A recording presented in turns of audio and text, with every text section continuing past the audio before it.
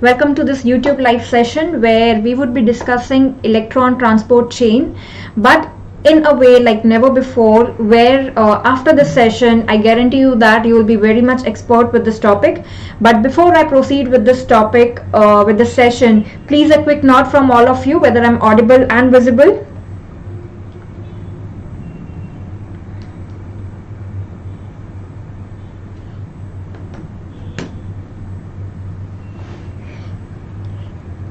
Yes, so I can see that I'm audible and visible as well.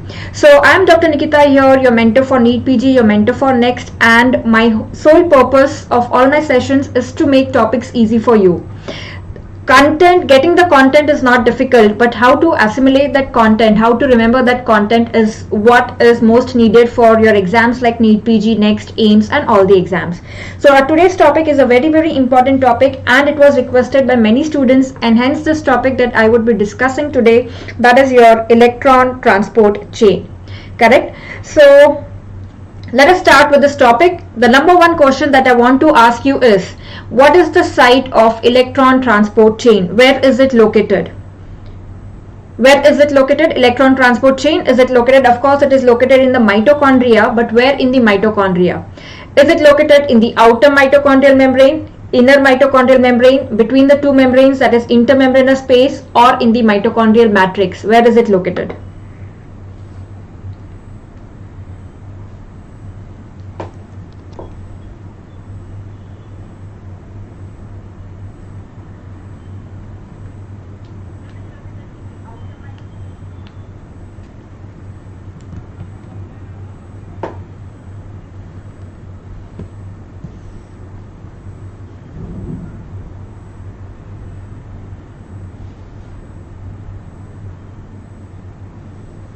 Inner mitochondrial membrane or intermembranous space? Where is it located? Some are saying inner, some are saying inter. What is it? It is the inner mitochondrial membrane. So number one point about the electron transport chain, the first thing you should know that it is located in the inner mitochondrial membrane. Correct? And so if you have this is the mitochondria, outer membrane, inner membrane, this is your outer membrane, there is the inner membrane, there is the intermembranous space, and there is the matrix. So your electron transport chain is located here on the inner mitochondrial membrane. Please remember that it is your inner mitochondrial membrane. Now what is the function of this electron transport chain? So as the term says, it is electron transport, so it transports the electrons. So you have various complexes in the electron transport chain. The electrons are transported. So there is oxidative phosphorylation. That is what is the purpose. So you have oxidative and you have phosphorylation. So as the term says, it is oxidation, correct? And there is phosphorylation. So you transport the electrons to oxygen and you have water which is formed, and phosphorylation means you have ATP which is formed. Okay, so these both are coupled. That means oxidation and phosphorylation are coupled. So there are poisons which uncouple these two, and they can be really poisonous. So you have uncouplers which divide, they uncouple the oxidation and phosphorylation. But in the normal tissues, you have oxidative phosphorylation, that is oxidation and phosphorylation going together. Now all your cycles, your oxidation, wherever you generate these electrons from oxidation, your fatty acid oxidation, your Krebs cycle, glucose, all of these generate your electrons, and they go through the electron transport chain, and that is where your ATP is generated. That is why mitochondria are called the powerhouse of the cell, because that is where your ATP is generated. Okay. So as you can see here, very important, whatever I'm telling you in this session is all the questions that are asked in your exam. So enzymes of inner membrane, here you can see that this is the outer membrane, this is the inner membrane, you have the intermembranous space, this is your inner mitochondrial membrane which has the folds which are called as cristae. So you can see that electron carriers, ATP synthase, they are located on the inner membrane. And your rest of the enzymes here, your citric acid cycle enzymes, beta oxidation enzymes, pyruvate dehydrogenase, they are located in the mitochondrial matrix. So please remember that. So you get a question that where is ETC located? Inner mitochondrial membrane. In the matrix you have your enzymes of TCA cycle, you have pyruvate dehydrogenase because that is where your TCA cycle starts, and you have beta oxidation of fatty acids. So all of these, then the electron go through the inner mitochondrial membrane to the site of ETC. So please remember that electron carriers. Is ATP synthase a part of electron transport chain? Is ATP synthase a part of electron transport chain? Yes or no?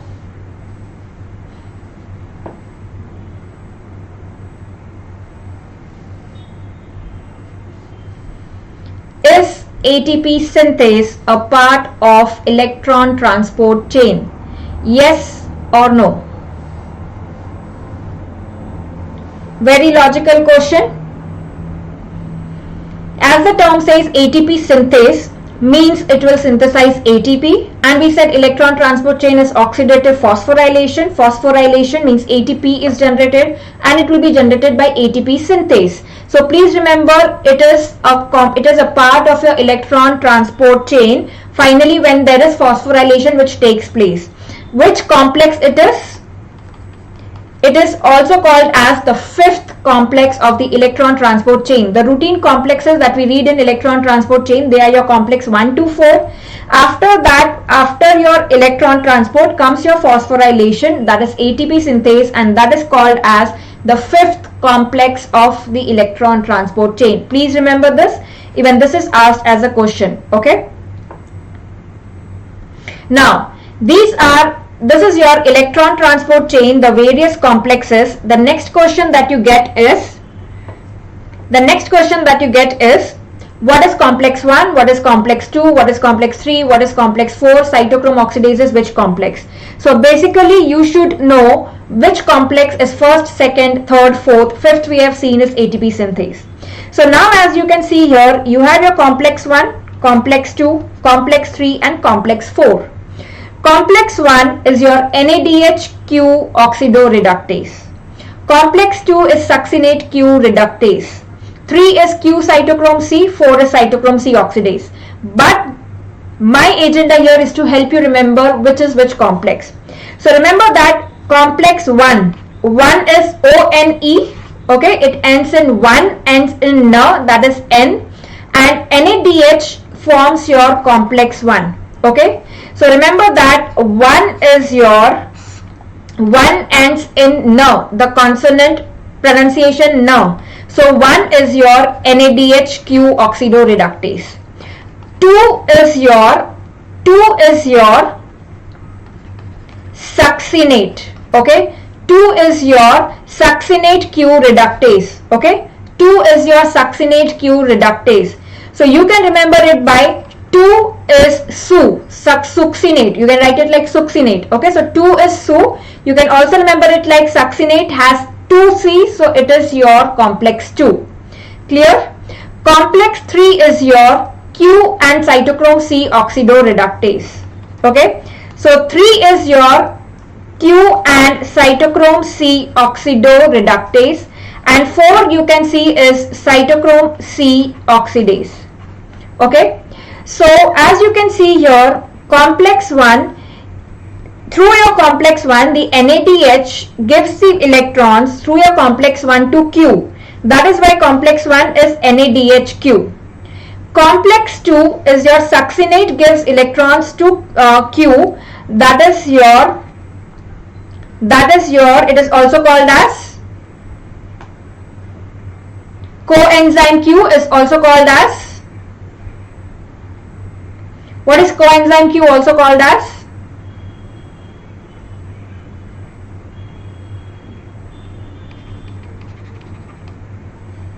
Yes, it is called as ubiquitin. So you should know Q is Q, ubiquitin is nothing but your coenzyme Q. Okay, so you have first is Q, the coenzyme Q which accepts the electrons. So if it accepts from NADH, it becomes NADH-Q oxidoreductase. NADH is 1. If it accepts from succinate, that is your succinate Q becomes your complex 2. Now when your Q gives to C, that becomes your complex 3. Okay, now when your Q gives to 3, that is your complex 3. Okay, so remember that C is your third alphabet, so it is your 3. When cytochrome C accepts the electrons, that is your complex 3. So Q cytochrome C is your complex 3. Cytochrome C oxidase. Now cytochrome C oxidase is giving the electrons, that is it is getting oxidized. So cytochrome C oxidase is your complex 4. Is that clear? Let me just quickly revise. What is complex 1? 1 is N. So this is your NADH. This is your NADH coenzyme Q oxidoreductase. 2 is SU or double C, that is succinate coenzyme Q oxidoreductase. 3 we said 3 is your third alphabet C. So cytochrome C accepts the electrons and it accepts from your Q. So QC becomes your C3. 4 is your now cytochrome C gives the electrons. Giving the electrons is oxidation. So complex 4 is your cytochrome C oxidase. Complex 5 we have already seen is your ATP synthase. ATP synthase is your complex 5. Is this clear? Yes? I hope you will remember these. What is complex 1, 2, 3 and 4. Now can someone tell me which are called as the mobile components of the electron transport chain? Which are the mobile acceptors of the electrons in the electron transport chain? Which two substances are the mobile acceptors? Yes? Which two substances are the mobile acceptors of electrons?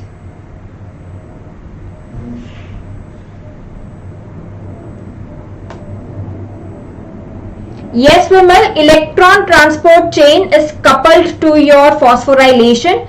That is why, they are the same.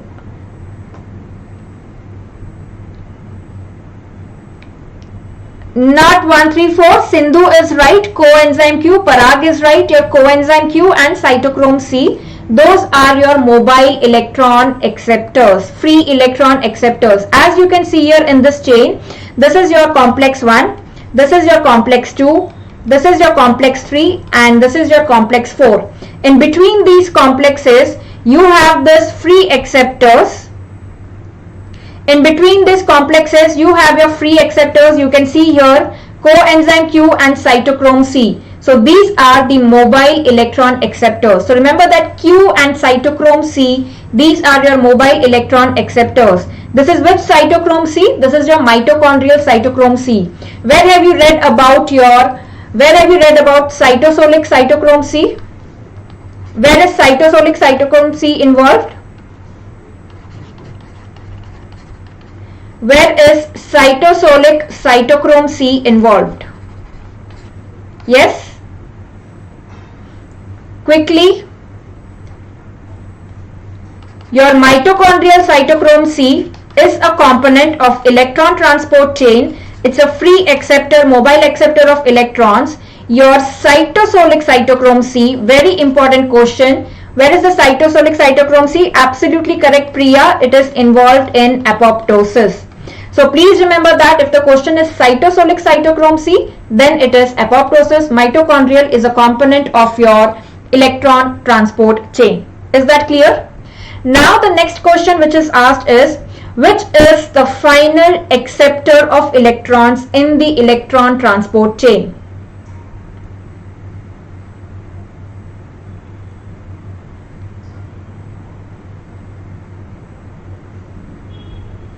Sayyid Ali, there is no cytosol of mitochondria. Cytosol is cytoplasm and mitochondria is an organelle. Yes. Which is the final acceptor of electron in electron transport chain? Is it your cytochrome C? What is the final acceptor?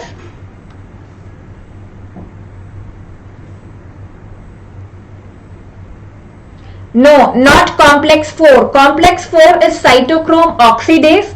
That is, cytochrome C is getting oxidized. That means it is giving electrons to something else.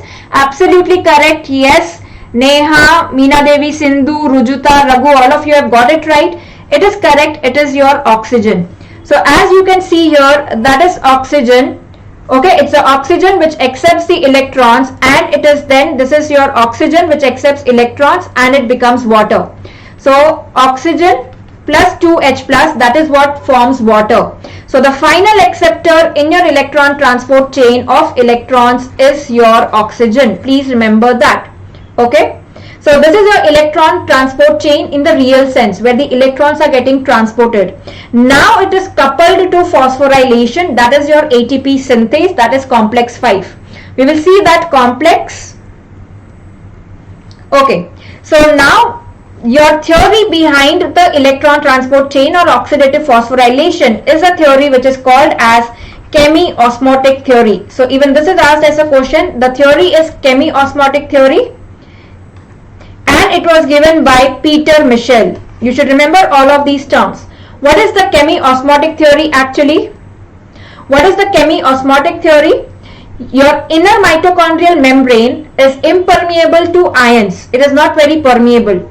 And your mitochondrial matrix, as you can see, is more negative as compared to the intermembranous space, which is positive.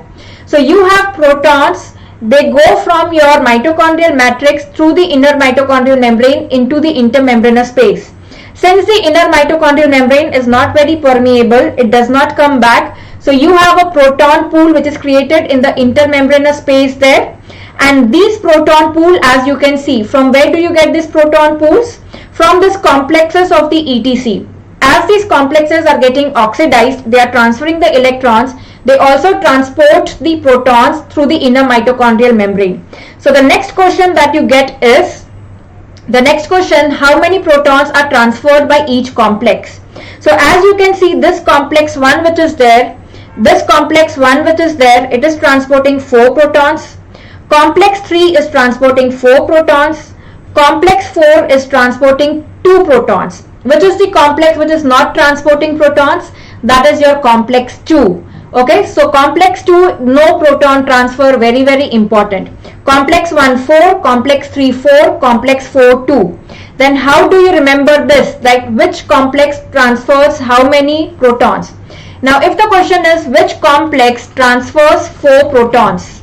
Okay, which complex transfers 4 protons? It is your complex 1 and complex 3, as you can see. So remember that 4 is nothing but 1 plus 3.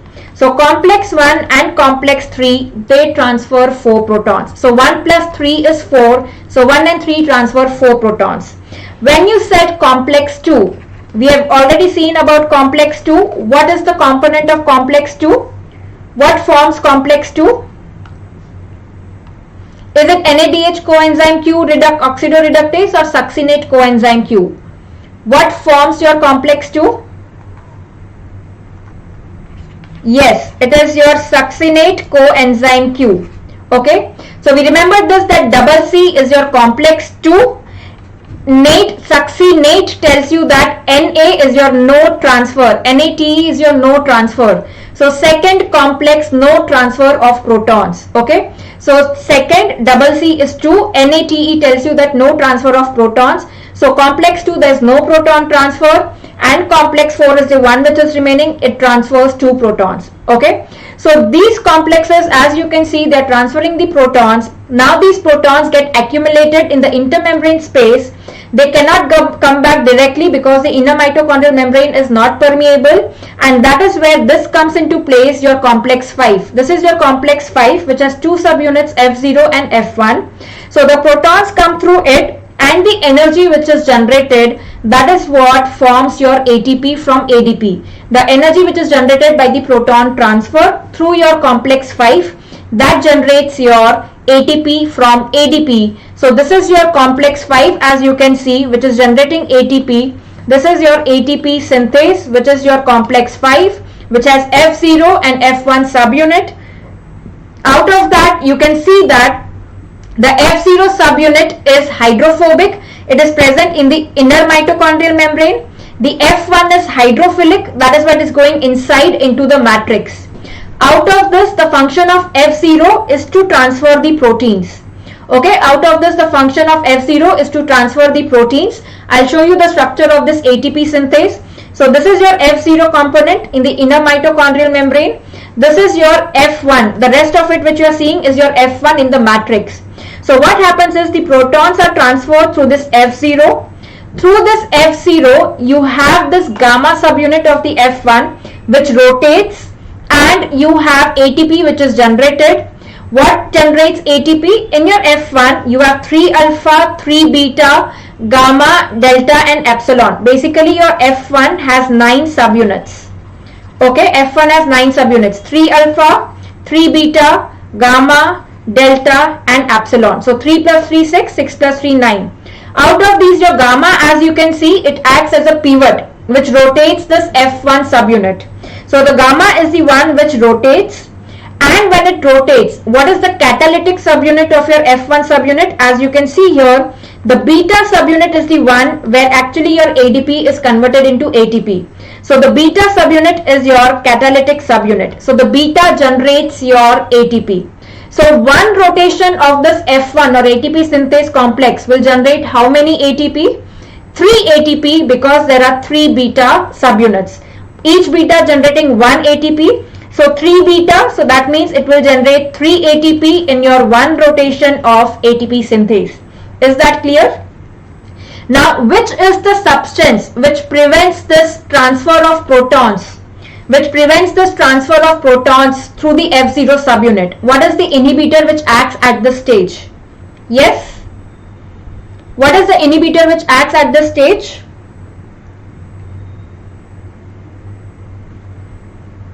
Can someone tell me what is that substance which prevents this protons transfer through the F0 subunit, and that is how it prevents your phosphorylation, that is ATP generation? That substance is oligomycin. Okay, remember it is oligomycin. To remember that, you can remember it by oligomycin. That means it is oligo and go. That means oligo go, that means it prevents the going of the protons. It prevents the going of the protons. Raghu, it is not cyanide.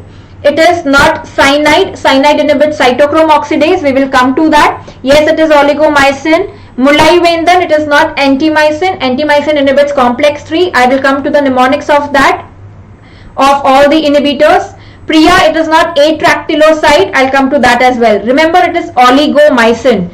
To remember this, you can remember, as I said, oligomycin. The term itself says oligo, means it is oligo-go. That means it decreases the going. Oligo means decreasing, go means going. It decreases the going of protons through the F0 subunit of ATP synthase. So if no protons are going, no energy generated, so ATP is not formed. So there will be no ATP generation. In contrast, there's something which is else which is confused with, it is atractyloside. Okay, how is atractyloside different from your oligomycin? Atractyloside, it inhibits your ATP generation by inhibiting transport. By inhibiting transport of ADP into the mitochondria and ATP outside the mitochondria. Okay, so it inhibits the transport of ADP into the mitochondria and ATP which is generated outside the mitochondria. So easy way to remember is atractyloside. TRA tells you that it inhibits transport.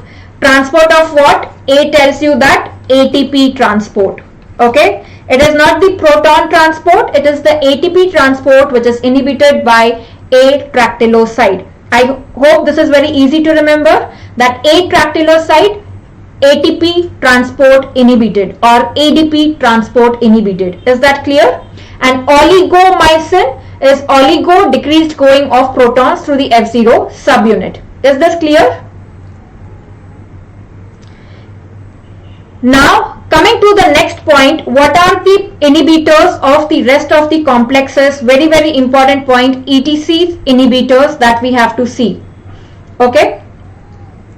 Now the ETC inhibitors, that is your complex inhibitors, are basically the inhibitors which inhibit the electron transfer. In your electron transport chain inhibitors, you have electron transfer inhibitors, you have substances which inhibit the oxidative phosphorylation. We said it is already oligomycin and atractyloside. Then you have uncouplers and you have ionophores. Now we'll see the electron transfer inhibitors. Which are the electron transfer inhibitors? That means basically they are inhibiting your complex 1 to complex 4. Now what are the inhibitors of complex 1? Okay, What are the inhibitors of complex 1? As you can see here, this is your complex 1 inhibitor, complex 1 inhibitor, complex 2 inhibitor, complex 3 inhibitor and complex 4 inhibitor. Whatever is in your purple, those are your inhibitors. Now, how do you remember that? Remember that complex 1, it is ONE. So rotenone ends in 1. So it is your complex 1 inhibitor. Rotenone becomes complex 1 inhibitor. Amobarbital is nothing but a phenobarbitone. It's a phenobarbitone. Again ONE, it ends in 1. So it inhibits complex 1. So amobarbital, you can remember like amobarbitone. So ONE is 1. Pyricidin A. As you can see, pyricidin is all, the alphabets that you can see is I. I is Roman 1. So pyricidin also inhibits complex 1. Okay. So if I have to write the inhibitors of complex 1 ends in ONE. So it is your rotenone. It is your phenobarbitone, that is amobarbital.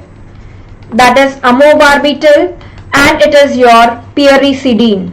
Pyricidin is all I, so it becomes Roman 1. So that is your complex 1 inhibitors.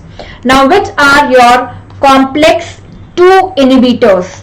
What is complex 2? We've already seen complex 2 is your succinate coenzyme Q oxidoreductase. What is the enzyme? Succinate is what forms FAD. Succinate forms FAD. We know that in Krebs cycle, succinate forms FAD. Now, which is the enzyme here? Your enzyme is succinate dehydrogenase. Succinate dehydrogenase. And it's a very, very important point. What is the inhibitor of succinate dehydrogenase? What is the inhibitor of succinate dehydrogenase? Malonate. Malonate. I discussed this mnemonic in one of my plus course also previously, that malonate competitively inhibits succinate dehydrogenase. You remember it by the mnemonic Mala sucks daily. Okay. So Mala sucks daily, that is malonate inhibits succinate dehydrogenase. Why daily I have emphasized is because do not confuse it with succinate thiokinase. Malonate does not inhibit succinate thiokinase. It inhibits succinate dehydrogenase. So malonate, since it inhibits succinate dehydrogenase, succinate is complex 2. So malonate will inhibit complex 2. Other inhibitors of complex 2 are your TTFA. Again TTFA, TT stands for 2. So TTFA inhibits complex 2. Again you have carboxin. Carboxin is bi. Okay, bi means 2. So it inhibits complex 2. So if we go back to our slide, so carboxin is bi, that is complex 2, TTFA is 2, and you have malonate. As you can see here, malonate inhibits succinate dehydrogenase, so it will inhibit your complex 2. Complex 2 has FAD in it. Clear? Now what are the inhibitors of your complex 3? What are the inhibitors of complex 3? Complex 3 inhibitors is your 3-lettered word, that is BAL. Okay? 3-lettered word, that is BAL. So BAL is 3-lettered, so it inhibits complex 3. Antimycin. Antimycin, anti is NT3. Okay? T is like 3. So antimycin is NT, that is NT3. So antimycin inhibits complex 3. What is your complex 3? Complex 3 is coenzyme Q cytochrome C oxidoreductase, as you can see here. Now what is your complex 4? Complex 4 is cytochrome oxidase. Complex 4 is cytochrome oxidase. We all know cytochrome oxidase is your complex 4. Yes, and it is inhibited by all the substances which are ending in IDE. Example, cyanide. Ends in IDE, inhibits complex 4. Example, hydrogen sulfide. Hydrogen sulfide, it inhibits your complex 4. Carbon monoxide. Carbon monoxide ends in IDE, inhibits complex 4. Sodium azide ends in IDE, inhibits your complex 4. So the most important thing to remember is complex 4 is inhibited by substances which end in IDE. So cyanide, hydrogen sulfide, carbon monoxide, sodium azide, all your IDE are your complex 4 inhibitors. Is that clear? Yes. So these are your electron transfer inhibitors. Complex 1, rotenone, phenobarbital, that is amobarbitol, and you have pyricidine. 2 is TTFA carboxin, 2 is succinate dehydrogenase malonate. 3 is 3-lettered BAL, 3 is NT3, antimycin. So BAL and antimycin are complex 3. 4 ending in IDE, that is your cyanide, hydrogen sulfide, carbon monoxide and sodium azide. Very easy to remember. Oxidative phosphorylation inhibitors we have seen, oligomycin and atractyloside. Oligomycin inhibits oligo of protons, decreased movement of protons. Atractyloside is ADP, ATP transport inhibitor. Now what is remaining are your uncouplers. As the term says, uncouplers are something which uncouple your electron transport with the phosphorylation. So oxidation and phosphorylation are uncoupled. So your oxidation goes on, that means the electron transport goes on, but phosphorylation does not take place. Why does phosphorylation not take place when there are uncouplers? Because as you can see here, this is the site of uncouplers. What do uncouplers do? They increase the permeability of the inner mitochondrial membrane. So the protons which should go through the complex 5 to generate the ATP, they do not go through complex 5, they go directly through the inner mitochondrial membrane without going through this F0 subunit, and that is what decreases the gradient. The proton gradient is decreased. So you do not have the energy to generate ATP. That is why no ATP will be generated, but your electron transport will go on. So this can cause poisoning because now your oxidation and phosphorylation are not coupled. So those are your uncouplers. So important examples of uncouplers are the examples of uncouplers.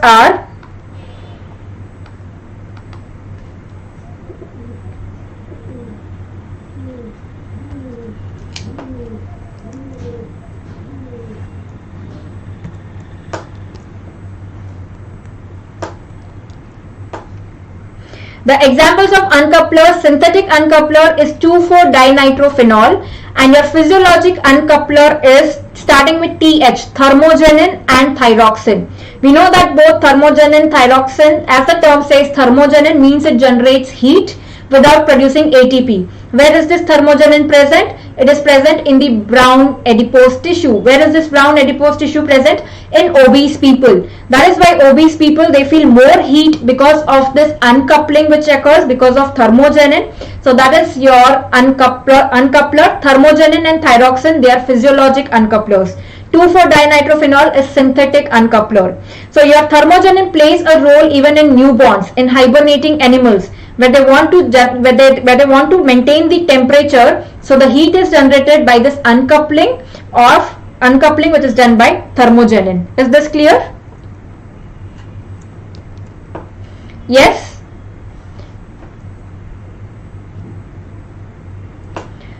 The other important questions on your electron transport chain which are asked quickly, I'll tell you, is which the cytochrome oxidase, as you can see here, complex 4. Okay, you can see your complex 4 here, it contains copper. The question is, what does it contain? Does it contain your zinc, calcium, magnesium, manganese, copper? Remember, it is a hemoprotein. It's a heme protein. Complex 4 is cytochrome oxidase. It has 2 heme proteins, A and A3, and it contains copper. So it contains copper. Please remember that cytochrome oxidase contains copper. As you can see, FeS is present in your complex 1, complex 2 and complex 3. So the rest of the 3 contain your FeS. Complex 4 contains heme protein and it contains copper. Complex 1 has FMN. Complex 2 we said it has FAD because it is linked to succinate. Succinate enters your electron transport chain through complex 2, not via complex 1. So as you can see, how much will be the number of ATPs generated by NADH and how much will be the number of ATPs generated by FAD? How much ATP is generated by NAD and how much ATP is generated by your FADH?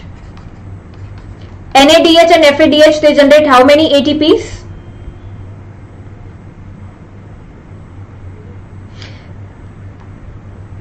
Yes.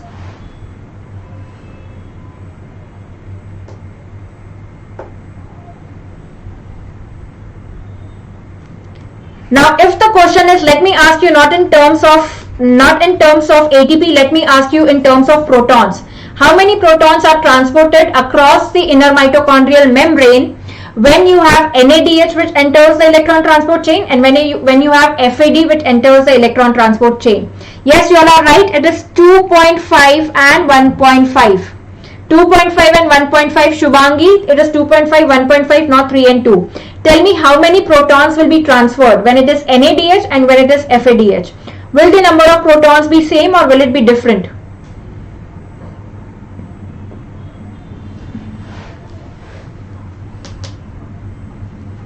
Yes, tell me the number of protons.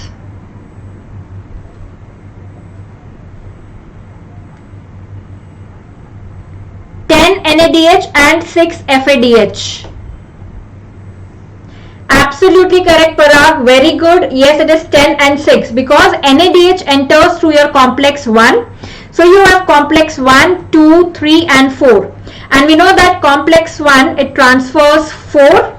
Complex 3 transfers 4 because 1 plus 3 is 4. 4 transfers 2 protons and complex T transfers 0 protons. So in your entire complex ETC, NADH will transfer 10 protons, 4 plus 4 plus 2. FADH, since your complex 1 is bypassed, it will have 10 minus 4, that is 6 protons. Is that clear? Yes. So how much are the number of ATPs? Number of ATPs are 2.5. Number of ATPs are 2.5. And with FAD, it is your 1/4 of 6, that is 1.5. Okay? Because one proton is actually generating 1/4 ATP. One proton is generating 1/4 ATP. So 10 protons will generate 2.5 and 6 will generate your 1.5. That is the calculations you can do later, not an issue. So that is the reason that NADH, it gives 2.5 ATP and FADH gives 1.5 ATP. Is that clear? The next question which is asked is, cytochrome C is present which is between which complexes of ETC? So remember that cytochrome C, this is your free cytochrome C which is there, which is present in the mitochondria. It is present between complex 3 and 4. So remember that again, C is your third alphabet. So it is present between 3 and 4. Your coenzyme Q, cytochrome C oxidoreductase, is your complex 3. Cytochrome C oxidase is your complex 4. Is that clear? So that was about your electron transport chain. Please watch this session again. Quickly we will go through some of the MCQs. Please answer this MCQ. Electron transport chain involves all except. Electron transport chain involves all except.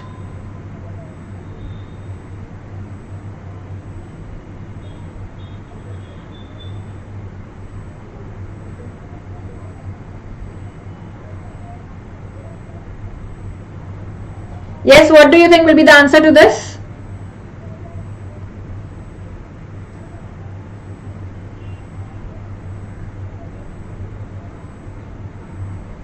Yes, majority of you are right. It is A. It is NADP.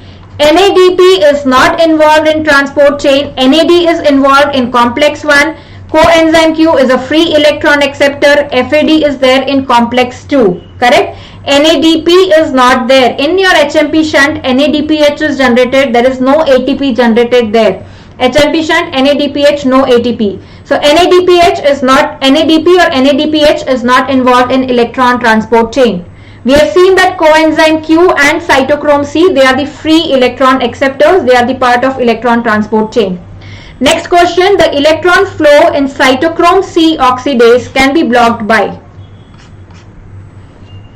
The electron flow in cytochrome C oxidase can be blocked by.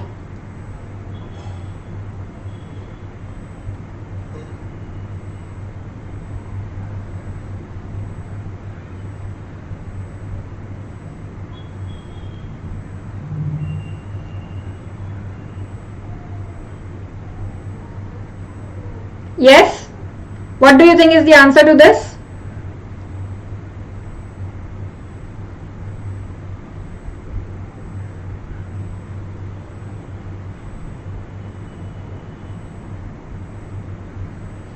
So first of all, you should know that cytochrome C oxidase is which complex? It is your complex 4.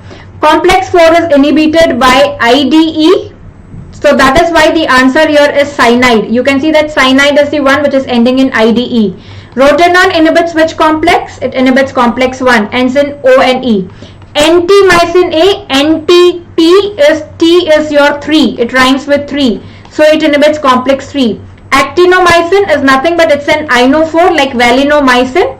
It does not inhibit your cytochrome C oxidase. Okay. Remember that antimycin T is 3. It inhibits your complex 3, not complex 4.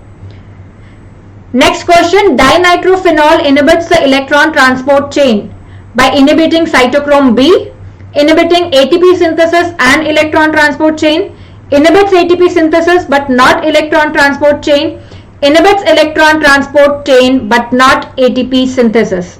What is the answer to this? Dinitrophenol inhibits electron transport chain by what does it inhibit?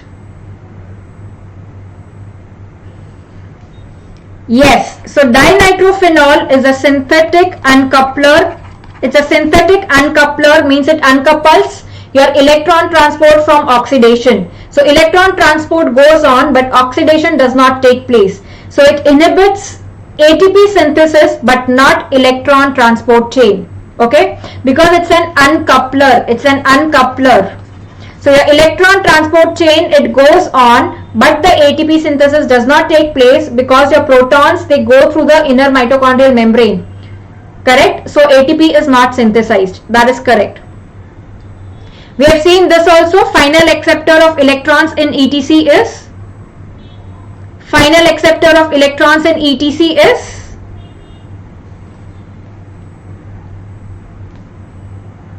Yes, it is oxygen, because that is what finally forms water. Okay, oxygen accepts the electrons and it forms water. So that is the final acceptor of electrons in ETC. Cytochrome C is present between your complex 3 and 4. Complex 4 is your cytochrome oxidase. Complex 4 is your cytochrome oxidase. Yes?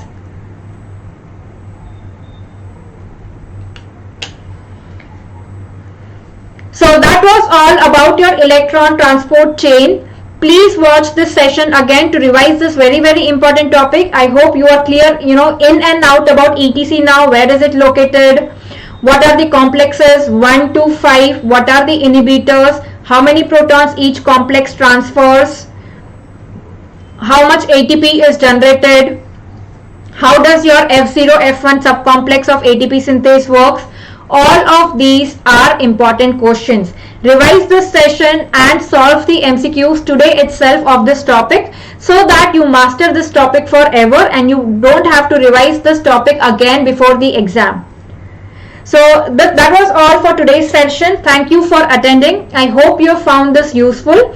Again, I'm emphasizing, please revise this topic today itself and solve the MCQs, because solving MCQs is as important as reading the theory or reading the notes or watching the videos. Until and unless you will solve the MCQs by yourself, you will not get a hang, or you will not get a mastery of that topic. So solve the MCQs today itself before sleeping. Make it a point that you will solve the MCQs of electron transport chain, and I am sure that this session will help you in solving all the MCQs. Okay, so thank you. Have a good day. Keep studying, keep revising, and keep winning. If you have any suggestions for the future sessions, if you have any suggestions, topic suggestions for the future sessions, you can write down in the comments, not in the live chat now. After the session is over, you will get the option of comments, because live chat is not visible, it's not visible. So you can write down in the comments what topics do you want me to cover in the future sessions. I'll be back with my other sessions. Also, I am taking a course on the subscription plan of Unacademy where I am targeting important topics like this. We are having almost daily sessions in the Plus Unacademy Plus course. I am taking 1 hour sessions of the important topics for your AIIMS and NEET PG. Like recently I have discussed immunodeficiency disorders, the hearing test. I have discussed emergency medicine where we discussed hypothermia and so many other topics that we have discussed in a very conceptual way and mnemonics.